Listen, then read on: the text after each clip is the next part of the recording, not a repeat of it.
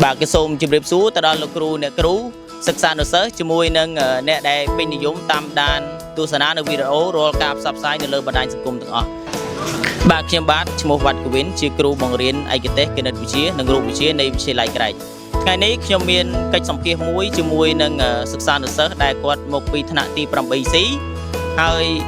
បន្តិចទៀតនេះពួកយើងនឹងទៅជួបពួកគាត់បាទអញ្ចឹងកុំឲ្យខាតពេលវេលាយូរពួកយើងចាប់ផ្ដើមទៅជួបសម្ភាសន៍ជាមួយនឹងពួកគាត់ទាំងអស់គ្នាឥឡូវនេះបាទចាប់ផ្ដើម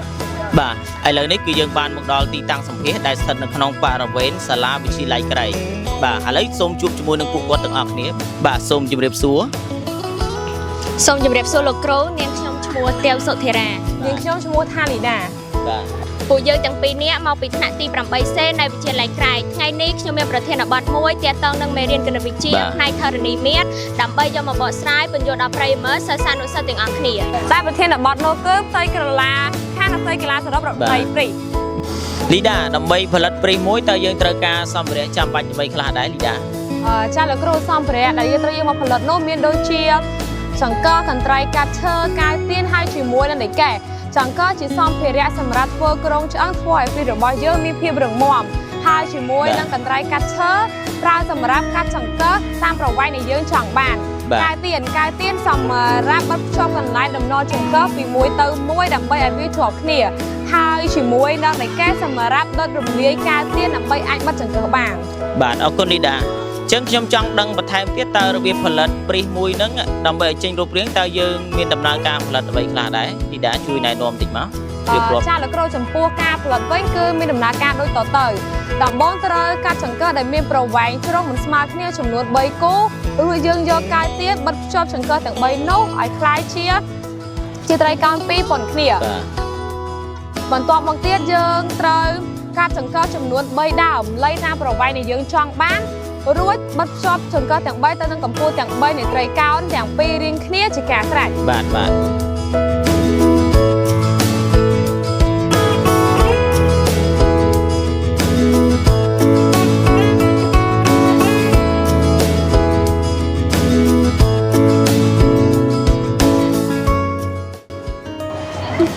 បាទឥឡូវនេះយើងបានព្រីសមួយយ៉ាងស្រស់ស្អាតបាទដែលជាស្នាដៃរបស់ក្រុមទី1គាត់បានផលិតឡើងហើយយើងក៏បានដឹងអំពីសម្ភារៈដែលត្រូវផលិតហើយនឹងរបៀបផលិតដែរអញ្ចឹងនីតិបន្តគឺខ្ញុំចង់ដឹងអំពីការដំណើរការពិសោធន៍ជាមួយនឹងការបកស្រាយទៅលើផ្ទៃខាងនិងផ្ទៃសរុបរបស់ព្រីសអញ្ចឹងនីតិនេះខ្ញុំសូមជូនទៅកាន់ធីរាវិញម្ដងបាទឥឡូវនេះខ្ញុំនឹងបកស្រាយទៅលើការគណនារូបមន្តផ្ទៃកន្លះខាងនិងសរុបរបស់ព្រីសជូនអ្នកទស្សនាតែម្ដងជាដំបូងខ្ញុំសូមនិយាយពីផ្ទៃកន្លះខាងជាមុនសិនមុខខាងព្រីសទាំង3មានរាងជាចតុកោណកែងផ្សេងគ្នាដែលចតុកោណកែងទាំង3មានប្រវែងបណ្ដោយស្មើគ្នាហើយមានទ្រនុងបាត2ប៉ុនគ្នារាងជាត្រីកោណដែលមានរង្វាស់ជ្រុង ABC ដូចគ្នាហើយមានកម្ពស់ h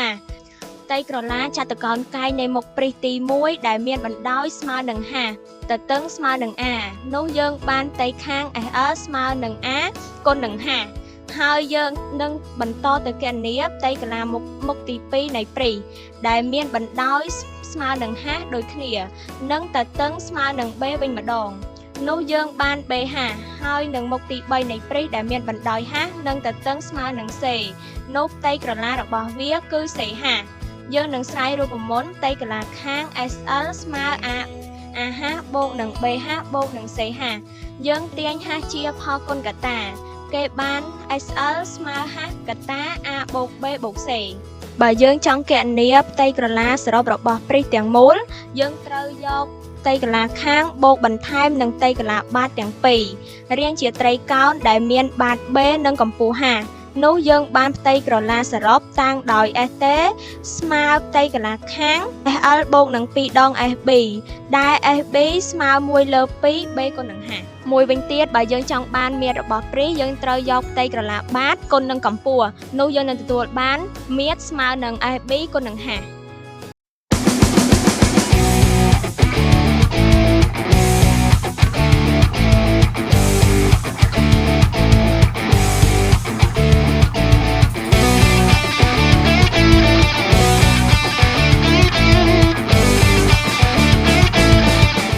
ជំរាបសួរប្រិយមិត្តទាំងអស់គ្នា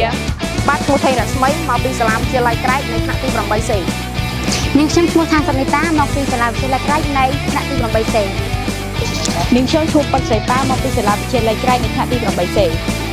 ថ្ងៃនេះខ្ញុំនឹងនាំប្រិយមិត្តទាំងអស់គ្នាទៅទស្សនារូបរាងព្រីនៅក្នុងវិស័យសំណង់នៃដំបូលអគារសាលា តោះយើងទៅទស្សនាទាំងអស់គ្នា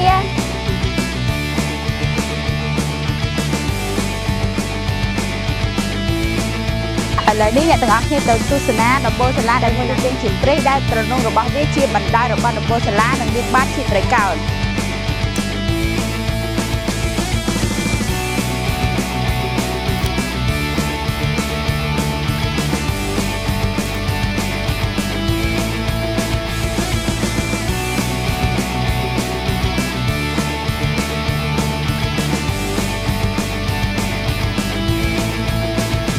ឥឡូវនេះយើងមកមើលលើដំបូលអគារសាលាមួយវិញតែមានបាតជាត្រីកោណនិងត្រនងដំបូលមានរាងជាព្រីត្រវែង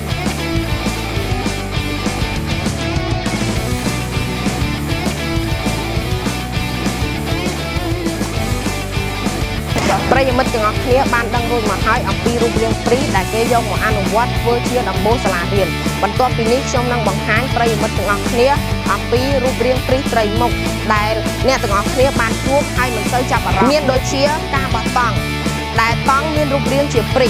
តងយល់ភាគច្រើនមាននៅក្នុងសាលារៀនហើយវាក៏មានរាងជាព្រីផងដែរ នៅថ្ងៃអនាគតប្រសិនជាពួកយើងបានខ្លាចទៅជាវិស្វករឬស្ថាបត្យករយើងនឹងបង្កើតដំបូលឲ្យមានភាពទាក់ទាញជាងនេះដោយយកព្រីជាមូលដ្ឋាន បន្ទាប់ពីយើងបានបកស្រាយរូបរាងព្រីនៃដំបូលអគារសាលារួចយើងសូមបញ្ចប់កិច្ចបង្ហាញតែត្រឹមនេះសូមជម្រាបលាអ្នកទាំងអស់គ្នា ឥឡូវកិច្ចសម្ភាសរបស់យើងក៏បានឈានចូលមកដល់ទីបញ្ចប់ហើយមុននឹងឈានចូលទៅដល់ការបញ្ចប់កិច្ចសម្ភាសនេះគឺខ្ញុំសូម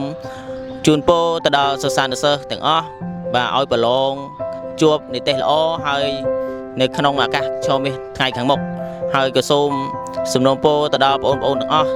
ខិតខំប្រឹងប្រែងរៀនសូត្រទាំងអស់គ្នាឲ្យបានពូកែគ្រប់មុខវិជ្ជាអញ្ចឹងក៏មានតែសំណូមពរទៅដល់បងប្អូនទាំងអស់គ្នានឹងឲ្យមានទឹកចិត្តស្រឡាញ់ការសិក្សាព្រោះវ័យរបស់យើងគឺស្ថិតនៅក្នុងការសិក្សាបាទហើយជាចុងបញ្ចប់ក៏ខ្ញុំសូមជូនពរទៅកាន់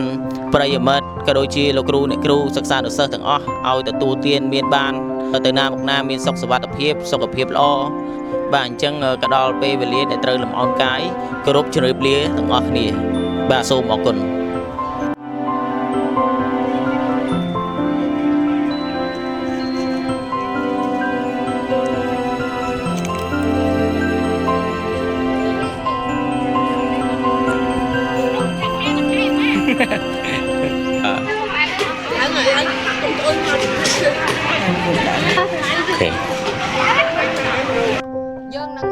យើងនឹងបង្កើតរោ